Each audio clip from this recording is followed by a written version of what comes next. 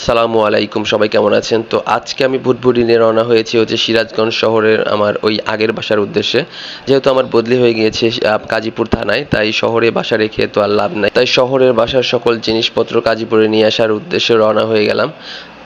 গতকালকে যেহেতু রাত্রে আমার বউকে পাঠিয়ে দিয়েছিলাম সবকিছু গোছানোর জন্য, তো এসে তো আমি পুরাই অবাক। আমার বউ সব জিনিসপত্র গুছিয়ে ফেলেছে আর কি, বস্তা করে ফেলেছে। আর বাদ বাকি যেগুলো আপনার খাট টাট ছিল, এর খোলার জন্য আমি লোক নিয়ে আসছি এখান থেকে 4 জন, তো ওনারা এগুলো খুলছিল আর তো হুজুর ভাইটাকে বলেছিলাম যে আপনি খাট খোলেন আর কি, তো উনি একটা খাট খুলতেই আর কি 1 ঘন্টা লাগিয়ে দিচ্ছিল।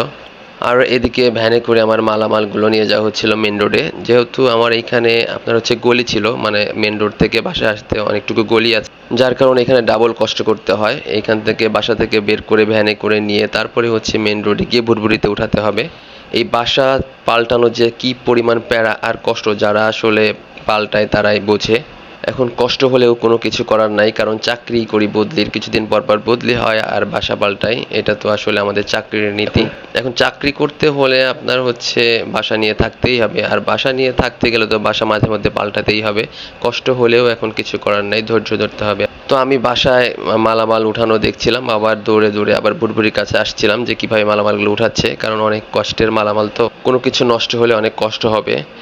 এর আগে আপনার বাসা চেঞ্জ করার সময় আমার ড্রেসিং টেবিলটা ভেঙে ফেলেছিল, আর ওয়াইড্রোবটা খুলে ফেলেছিল, ওইগুলো আবার নতুন করে রিপেয়ারিং করেছিলাম। তো আমি চাচ্ছি না যে আবার নতুন করে এগুলো আবার ভাঙুক বা নষ্ট হোক, তাই কাছে কাছে থাকছিলাম আর কি। একটু কষ্ট হলেও যাতে সুন্দরভাবে জিনিসগুলো আপনার ভুটভুটিতে উঠিয়ে নিয়ে যেতে পারি। মাঝে মধ্যে মনে হচ্ছিল যে এই সব জিনিসপত্র বিক্রি করে দিয়ে খালি হাতে ওই বাসাতে চলে যাই। কি করব, এত কষ্ট সহ্য হয় না, প্রচুর গরম ছিল। গরমের মধ্যে আবার একটু পর দেখি ঝুম করে হালকা একটু বৃষ্টি হলো, তো বৃষ্টি হওয়া দেখে তো আমরা তো পুরাই একদম খেয়ে গিয়েছিলাম যে বৃষ্টি হলেই তো সবকিছু নষ্ট হয়ে যাবে। তা আমি তো আসলে পুরো ঘেমে টেমে অস্থির হয়ে যাচ্ছিলাম, কারণ সকালবেলা নাস্তাও করি নাই আমি। তো ভাইটাকে আমি বলছিলাম যে গ্লাসের মধ্যে একটু কাগজ দিয়ে নিতে আর কি, কিছু দিয়ে নিলে গ্লাসটা নড়বে না, না হলে তো গ্লাস নড়ে আবার ভেঙেও যেতে পারে। যাই হোক, নিজের কষ্টের জিনিস তো একটু বুঝিয়ে না দিলে, এরা আসলে প্রফেশনাল না, এরা সবাই নতুন। তো ভাইটা খাট খুলে আসলে নাটগুলো কোথায় রাখবে বুঝতে পারছিল না, তাই আমি একটা ব্যাগের মধ্যে সব নাটগুলো গুছিয়ে রাখলাম। যেহেতু নাট ছাড়া তো আবার খাট আপনার সেট করা যাবে না, তাই নাটগুলো অবশ্যই ভালোভাবে গুছিয়ে রাখতে হবে।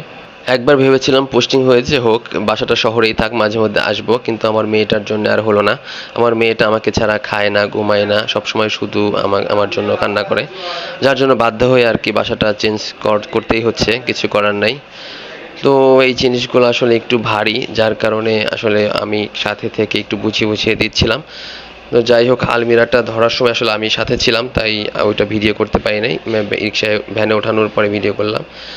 তো সব মালামাল নিয়ে অবশেষে আমাদের গাজীপুরের বাসায় চলে আসছি। তো এখন মালামাল নামাতে হবে, তো নামানোর জন্য এখান থেকে আবার 4 জন লোক ঠিক করলাম। ভাইদের বলে দিলাম যে ভাই একটু আস্তে আস্তে ছোট জিনিসগুলো আগে নামিয়ে তারপরে বড় জিনিসগুলো আগে আপনার বাসার ভিতরে ঢুকাবেন, তারপরে ছোট জিনিসগুলো।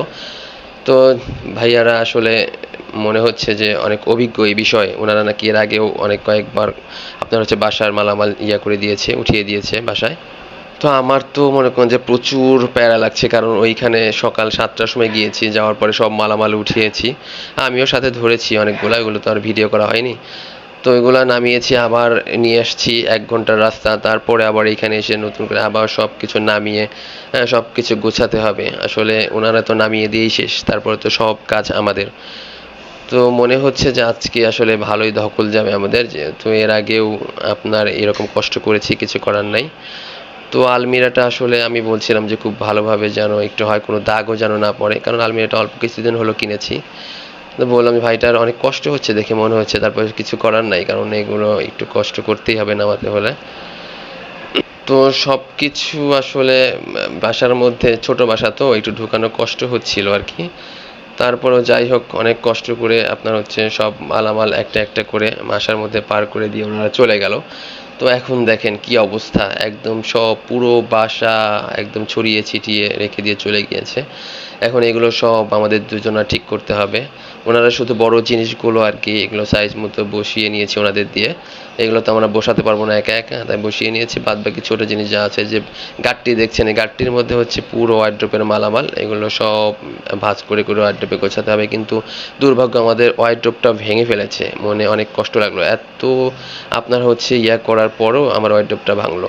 কি করব, আর কিছু করার নাই, এখন ওনাদেরও তো কিছু বলা যায় না। এখন কষ্ট হলে ঠিকঠাক করতে হবে। আল্লাহ হাফেজ।